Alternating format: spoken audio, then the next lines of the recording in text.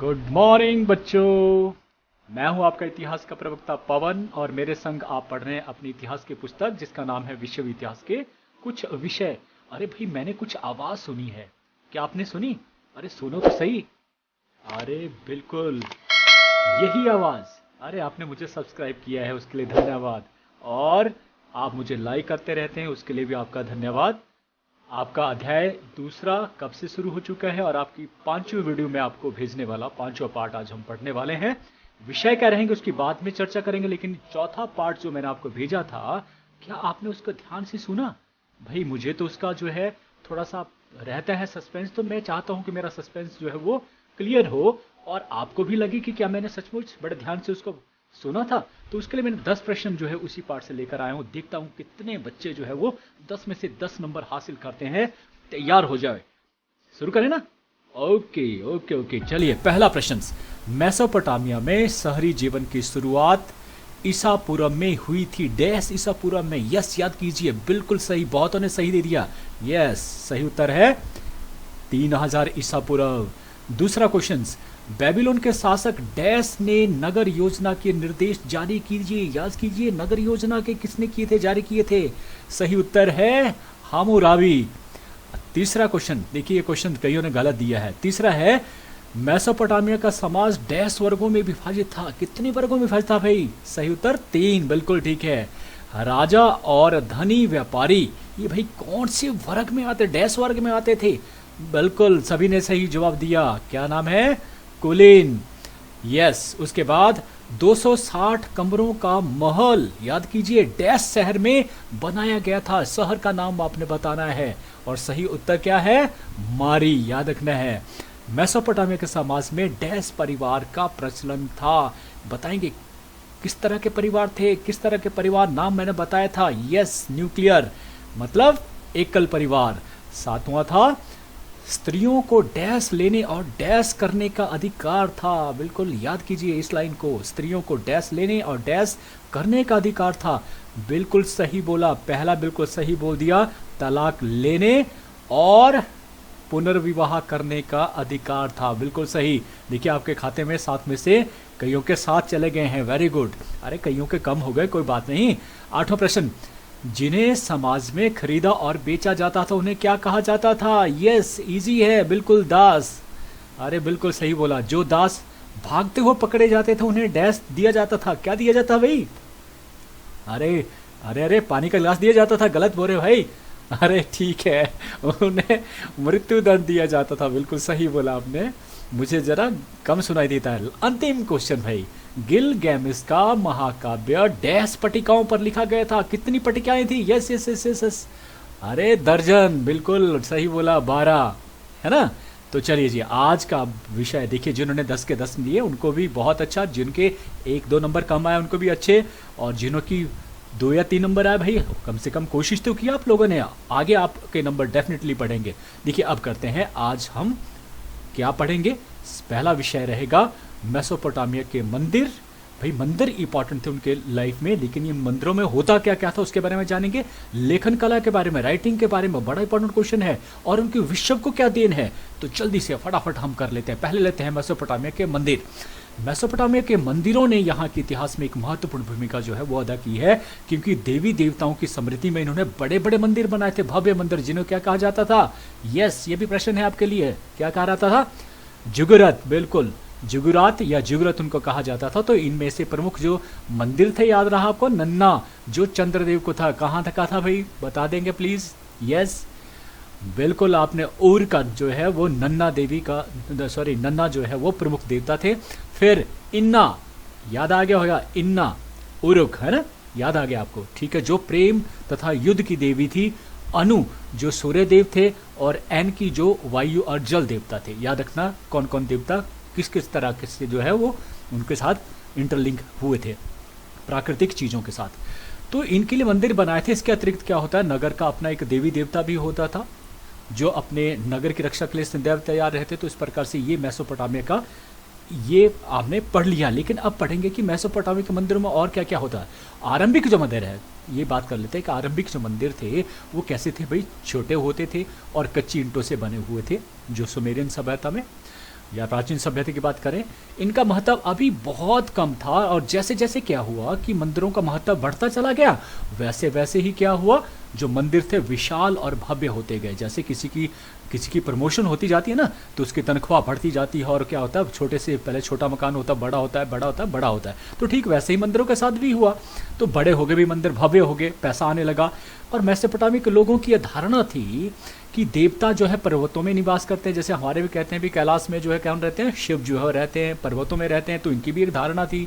तो इसलिए क्या कि मैदानी हिस्सा था, तो मैदानी हिस्से में क्या बनाते थे, वो पर्वत बनाते। पर्वत किसको कहते हैं भी, एक तरह ऊंचाई में। तो इसी तरह से तभी तो उन्होंने जिगुरात जो है स्थापित किया, पर्वतों की तरह स्थापित किया है ना। ये कारण था कि उनका जो मानना था कि ये पर्वतों में रहने, इसलिए उन्होंने पर्वतों की तरह ही मंदिर जो है स्थापित किया। लग गया ना पता। अब इन मंदिरों की विशेषता यह थी कि मंदिरों की बाहरी जो दीवारें थी, कुछ खास अंतरालों के पश्चात जो भीतर और बाहर की जो है दूर मुड़ी होती। जैसे कि जो है अगर आप पर्वतों को देखेंगे तो कभी इधर जा रहे हैं, उधर जा रहे हैं, इधर जा रहे हैं, तो वैसे ही क्या था, दीवार यहाँ बाहर आ गई, ये अंदर चलेगी बाहर। इससे क्या होता है, एक तो पिलर की तरह ये जब चलते हैं तो ये और भी मजबूत होता है ना। इस तरह से ये मजबूती जो प्रदान करता है। तो ये कह रहा है इस तरह से। फिर इन मंदिरों में आंगन जो है, वो आंगन जो है सामने वाला जो हिस्सा था काफ़ी खुला होता था, और यहाँ पर कई तरह के चारों ओर से अनेक कमरे, यस, मंदिर के आंगन में खुले होता था, और उसके चारों ओर अनेक कमरे जो है वो बने होते थे। जो ये चारों तरफ वाला हिस्सा था, यहाँ पर बहुत सारे जो है कमरे, या अगर जहाँ आपने पढ़ा है, शहरों की बात करी है, जहाँ मंदिरों के पास जो शहर बसते थे, वो उनका अपना एक महत्व हुआ करता था। तो ये कहते हैं कि ऊपर स्थापित किए गए जितने भी यहाँ, अगर यहाँ की बात करें तो यहाँ पर देखेंगे, यहाँ से एंटर होंगे और यहाँ पर अंदर जो कमरे हैं। जो अंतिम वाला पार्ट होता था वो कहाँ होता था, यहाँ पे मूर्ति स्थापित की जाती है, और बाकी जितने जो कमरे होते थे वहाँ पर दूसरी गतिविधि होती थी। जैसे कि कल मैंने बताया था कि वहाँ पर एक स्टोर भी होता था, गोदाम गृह घर भी होता था, प्रशासनिक कार्य भी वहाँ से चलते थे, या जो ज्योतिषी होते थे उनका अपना जो गणना करते थे उनके लिए अपना कमरा होता था। और इस तरह से ये जो है महत्वपूर्ण जगह जो उस समय होती थी, और कई जगह इसको जो है राजा अपनी राजधानी भी घोषित करते थे। इस प्रकार से किलाबंदी भी की जाती थी, ये हमने पढ़ चुके हैं। फिर हम बात करते हैं कि आरंभिक मंदिरों की बात कर ली कि छोटे होते थे और जैसे जैसे बड़े हो। फिर आता है मंदिरों की क्रियाकलाप। मंदिरों में होता क्या था ये भी हमने पढ़ चुका, लेकिन फिर भी कर लेते हैं। देखिए, बहुत से जो लोग थे मंदिरों में बहुत ज़्यादा विश्वास करते थे, और इसलिए वो अपनी भूमि को दान करते थे। तो क्या हुआ, जो दान की भूमियाँ थी वो मंदिरों की बड़ी होती चली गई, जागीरें बन गई। और इस प्रकार से क्या था, अब जो है मंदिरों की देखभाल के लिए अब क्या किया जाना, खेती और पशुपालन का कार्य भी होने लगा। उनके ऊपर जो ज़मीनें उनको दी गई, कैसे, भूमि दान में। इसके अतिरिक्त जो है इस भूमि पर उद्योगों की स्थापना भी हो गई। भाई समय बीतने के साथ बात कर रहे हैं, जैसे जैसे छोटा था पहले मंदिर, अब बड़ा होता चला गया, तो उसी की बात हम कर रहे हैं। बाजार स्थापित किए गए, और इस प्रकार से मंदिर बहुत धनी हो गए, पैसा आने लगा। और इन मंदिरों में शिक्षा का कार्य पुरोहितों द्वारा किया जाता था, और यहाँ के बड़े बड़े पुस्तकालय भी स्थापित होते थे। देखिए, शिक्षा किसी भी विश्व के इतिहास में कहीं भी आप चले जाइए तो शुरू में जो शिक्षा दी जाती थी, धार्मिक शिक्षा दी जाती थी, और ये मंदिर में पुजारी लोग ही देते थे। तो ऐसे ही मेसोपोटामिया में भी था, तो भी पुस्तकालय भी स्थापित हो गए। मंदिरों द्वारा व्यापारियों को सूद पर धन दी। देखिए कि व्यापार भी को करने लगे थे, कौन, पुजारी। धन था भाई, धन था उनके पास, काफी बढ़ गया। अब वो सूद के ऊपर पैसा जो देने लगे, इस तरह से वो और भी अमीर हो गए। तो एक प्रकार की एक संस्था बन गई, ये प्रमुख शहरी संस्था, कौन, मंदिर। एक प्रमुख संस्था के तौर पर जैसे श्रेणियाँ होती थी, श्रेणियों को एक व्यापारिक संस्थाएं होती थी बड़ी बड़ी, जिनका जो है अपना धन काफ़ी होता है। ऐसे ही जो है ये एक धनी जो है संस्था बन गई, कौन, मंदिर। अब पुरोहितों की जो शक्ति, देखिए पैसा जैसे आता तो क्या होता भी, शक्ति भी वृद्धि हो जाती है। तो इनके शक्ति में वृद्धि होगा, और इतने शक्तिशाली हो गए थे कि राज्य के अधिकारियों की तरह काम करते थे वो, है ना। और इसके अलावा वो कई जगह से कर भी वसूल करते थे। इस प्रकार से केवल एक ही कल भी नाम आया था कि उरुकगिना ने, याद रखना, उरुकगिना नामक जो शासक हुए थे, उन्होंने पुरोहितों पर कुछ प्रतिबंध जो है वो लगाए थे। आपको याद होगा, अगर आपको याद नहीं है तो याद कीजिए। और मैंने बताया था आपके कि कौन से शहर से थे उरुकगिना, ये थे लगस से। इन्होंने क्या किया था, अधिकारियों के ऊपर, क्योंकि अधिकारी बहुत जो है वो लोगों के ऊपर अत्याचार कर रहे थे, तो उसने क्या किया, इनके ऊपर जो है लगाम लगाई, इनको कड़े दंड दिए। तो केवल एक ही राजा हुए लगस के, जिनका क्या नाम था भाई, अभी बोला मैंने, उरुकगिना। लेकिन जैसे ही इनकी मृत्यु हुई वैसे ही ये शक्तिशाली फिर से हो गए। किसकी बात करें हम, पुरोहितों की बात करें। तो इस प्रकार से शिक्षा का कार्य भी करते थे, और ये इनका जो है एक महल की तरह ही जो है मंदिर हुआ करता था। ये नीचे वाले हिस्सों में रहते थे, और ऊपर जो है वो भगवान के लिए जो है, इनके देवी देवताओं के लिए। अब तीसरा आता है उपासना विधि। भाई मेथड क्या था इनकी उपासना करने का? देखिए ये क्या करते थे कि इनको सबसे ज़्यादा, जैसे हम हमारे अपनी बात की, परलोक की अपेक्षा इनको इहलोक की अधिक चिंता होती। परलोक का मतलब हुआ परलोक, मरने के बाद की, है ना, परलोक में जाना। और इहलोक का मतलब इस लोक की, जहां हम रह रहे हैं, प्रेजेंट की बात। तो इसकी इनको ज़्यादा चिंता होती थी। वह अपने देवी देवता को प्रसन्न करने के लिए अन्न दही, कि यह लोक मेरा अच्छा हो, मैं अच्छे से, मुझे कोई बीमारी न लगे, मेरे पास समृद्धि आए, तो उसके लिए क्या करते हैं, वो देवी देवताओं को प्रसन्न करते थे। कैसे? अन्न चढ़ाते थे, दही चढ़ाते थे, खजूर चढ़ाते थे और मछली, क्योंकि यही इनका प्रमुख भोजन भी था। तो इन्हीं को ये अपने देवता को भी भेंट करते थे। याद रखना, अन्न दही खजूर और मछली। इसके अतिरिक्त और क्या? देखिए बैल भी देते थे, क्योंकि मंदिरों की अपनी जमीनें होती थी, बड़ी बड़ी जागीरें होती थी। तो बैलों को, भेड़ों को, बकरियां आदि, यस, इनको बलियां दी जाती थी। भाई बलियां होता काटना और फिर उनको खाना।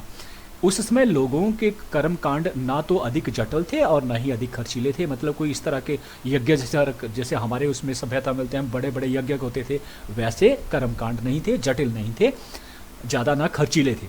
इसके बदले में लोग जो है आशा करते थे कि उनके देश की नदियां जो है, बस इतना कर चाहते थे कि उनका जो नदियां जो है सूखे ना, वो जल से भरे, क्योंकि जल इंपॉर्टेंट था उनके लिए। भाई अगर रेगिस्तान जैसे इलाकों में रहना, वहाँ जल कितना इंपॉर्टेंट है। तो भाई इसलिए वो देवताओं की पूजा करते थे। इसके अलावा खेतों की जो फसलें लहराती रहें, ताकि अनाज की कमी ना हो और उन्हें कभी बाढ़ का सामना ना करना पड़े। मैदानी हिस्सों में बाढ़ का बड़ा बड़ा खौफ रहता, तो इसलिए वो इनकी उपासना करते थे। और विधि भी मैंने बता दिया आपको किस तरह से होता था। चौथा था मनोरंजन के केंद्र, कि केवल मंदिरों को मंदिर ही समझना ये नहीं था भाई।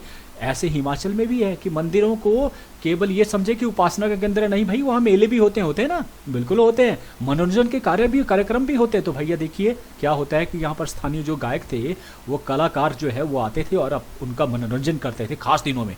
और इन मंदिरों में समूह गान, इकट्ठे मिलकर लोगों ने इकट्ठे गाना या लोक नृत्य इकट्ठे मिलकर जो है वो नाचना, ये सारे काम जो वहाँ पर होते हैं। इसके अलावा देखिए नगाड़े और अन्य संगीत यंत्र, आज भी मंदिरों में देखिए नगाड़े बजते हैं और लंबे लंबे जो है वो यंत्र होते हैं बजाने वाले, है ना। तो इस तरह से इनके भी हुआ करते थे। और त्योहारों के अवसरों पर यहाँ पर बड़ी संख्या में लोग इकट्ठे होते थे और इनमें एक नया जोश, नया प्रोत्साहन। देखिए जब आप नाचते हैं ना, और जब आप खुशी से जब कहीं भी मिलते हैं भाई, कोई भी, तो वजह क्या है कि आज हमारा जो ये चीज़ कल्चर ख़त्म हो गया ना, इकट्ठे मिलकर काम करना। पहले क्या होता, हर गांव में हर व्यक्ति जो है इकट्ठे मिलकर काम करता था, उससे काम भी जल्दी हो जाते थे और जो मानसिक जो होता था ना एक तनाव, वो ख़त्म हो जाता था। आज सभी मानसिक तनाव के जो ग्रस्त हैं। बीपी ब्लड प्रेशर किसके कारण है भाई? बनती नहीं भाई, पड़ोसी के साथ नहीं बनती और घर में ही नहीं बन रही भाई, पड़ोसी छोड़ दीजिए, तो कहाँ होगा? बीपी ही होगा ना। तो पहले क्या होता था, लोग जो है वो सबके साथ मिलजुल कर अच्छे से और इकट्ठे घर में रहना, संयुक्त परिवार में रहना भाई। ये मनोरंजन के केंद्र कौन थे भाई? हम बात करें मंदिरों की। और ठीक है, मेसोपोटामिया का। अब आता है पांचवा, वो लेखन कला के विकास में योगदान।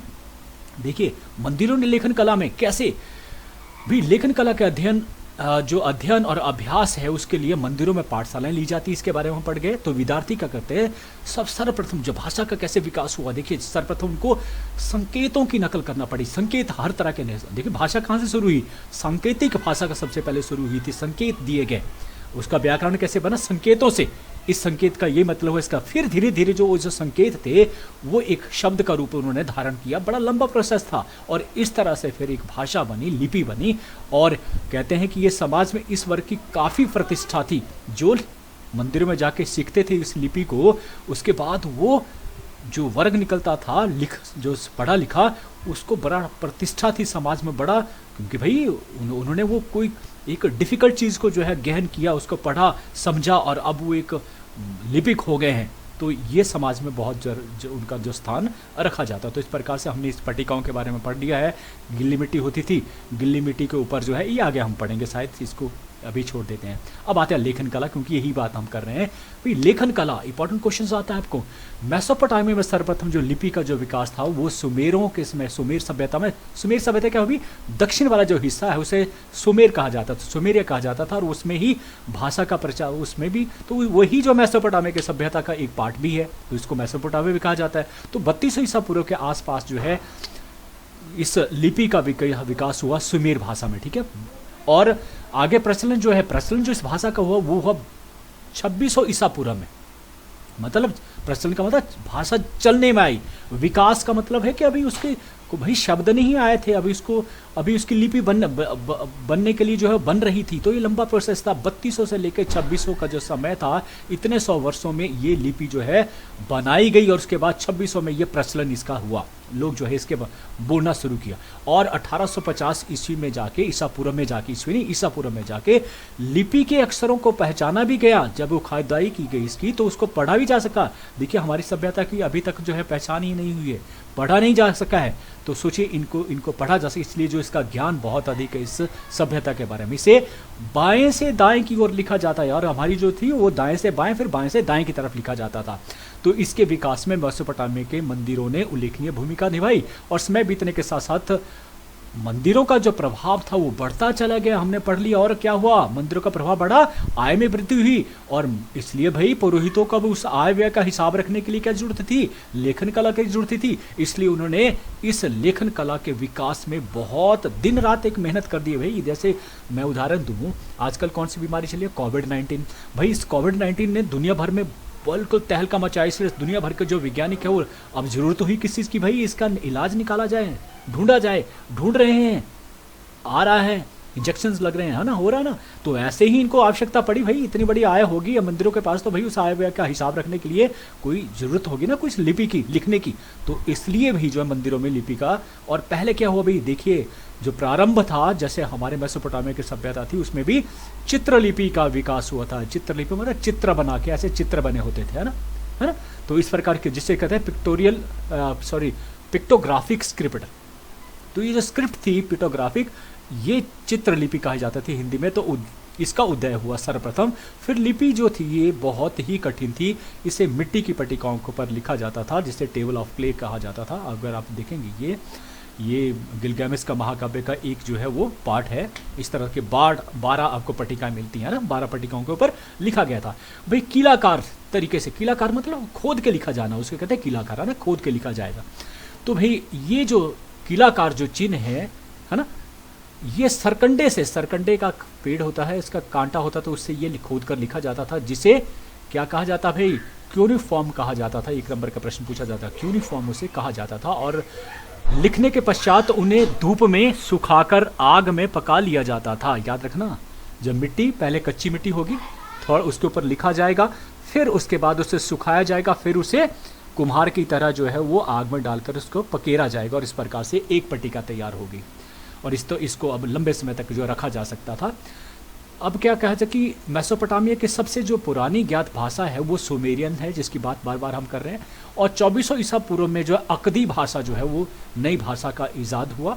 उसके बाद 1400 ईसा पूर्व में एक और नई भाषा ने इसका जगह ले ली, वो थी अरामाइक भाषा। तो ये जो भाषा का प्रचलन था वो लगातार बदलता चला गया। लेकिन ये कहता है कि मेसोपोटामिया की जो लिपि थी भाषा की, वो बहुत ही जटिल थी, बहुत ही जटिल। इस कारण क्या था कि मेसोपोटामिया में जो लोग थे अधिकतर नहीं पढ़े और इस प्रकार जो साक्षरता दर थी वो बहुत कम थी। अब अंतिम जो बात कर लेते हैं मेसोपोटामिया की, विश्व को देन, ये भी बहुत बार आता है। भाई विश्व को क्या दिया उन्होंने, भाई क्या क्या दिया, पहले उसकी काल गणना तथा गणित की जो विद्वतापूर्ण जो परंपरा को आज तार्किक माना जाता है, जो उन्होंने दिया। जैसे कि गुणा और भाग की जो तालिका उन्होंने दी, वर्ग तथा वर्गमूल और चक्रवृद्धि ब्याज की जो सारणी उन्होंने दी, वो आज भी मानी जाती है, सही मानी जाती है। ठीक है, ये हो गया पहली और दूसरा दोनों ही इकट्ठे हो गई है, मैं नंबर देना यहाँ पर। फिर दूसरा आता है तीसरा उन्होंने जो 2 के वर्गमूल का जो मान निकाला था, 2 का वर्गमूल का आपको मान जो है वो मालूम होगा, जो मैथ जिसने लिया है। तो जो उन्होंने मान निकाला था, आज उसका जो मान है वो लगभग उसके बराबर बैठता है। ठीक है, तो इसका मतलब ये भी उनकी गणना बिल्कुल सही थी, ये भी उन्होंने दिया। चौथा है उन्होंने 1 वर्ष में 12 महीने, देखिए याद रखने वाली बात, 1 वर्ष में 12 महीने अब भी हैं, 1 महीने में 4 हफ्ते आज भी हैं, 1 दिन को 24 घंटे में भाई आज भी हैं, 1 घंटे में 60 मिनट आज भी है। देखिए ये भी किसने दिया भाई, मेसोपोटामिया के लोगों ने। तो ये विश्व की देन है। 5वां, उनके द्वारा सूर्य और चंद्र ग्रहण, तारों और तारामंडल की स्थिति को आज भी तार्किक माना जाता है, सही माना जाता है, जो गणना वो करते थे। 6ठा था उन्होंने आधुनिक विश्व को लेखन कला, जिसकी बात हम कर चुके हैं, प्रथम लेखन कला जो है वो कहाँ से मिली? मेसोपोटामिया से। तो ये पढ़ा हमने आज, वेरी वेरी इंपॉर्टेंट था, खास तौर पर जो विश्व को देन और लेखन कला। ठीक है, हमेशा की तरह आज फिर से 2 लाइन आपके लिए कि किसी भी व्यक्ति को ये नहीं सोचना चाहिए कि वो अपनी ज़िंदगी में कितना खुश है ना, कितना खुश है, ये नहीं सोचना है। क्या सोचना चाहिए भाई?